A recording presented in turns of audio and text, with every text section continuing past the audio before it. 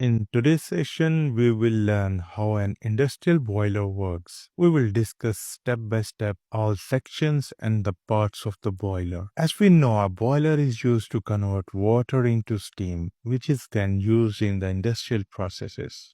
To make the steam from the water, we have to feed the water into the boiler. We need a water storage tank located near the boiler. Water is fed from this tank into the boiler shell via high pressure pumps. One pump operates on duty while the second pump remains on the standby.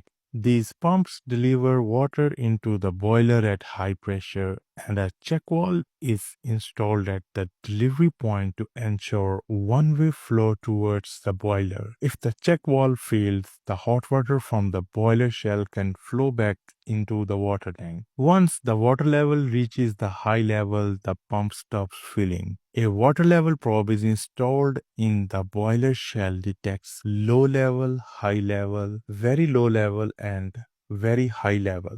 This probe starts the pump at low level, stops the pump at high level, and trigger alarms and shut down the boiler at very low or at a very high water levels. Two visual water gauges are also available for the operator to monitor the water level inside the boiler. Next, the water is heated. A diesel burner is typically installed in the boiler to burn the fuel and produce the flame needed to heat the water. The burner includes a small diesel pump and a blower to draw the air in.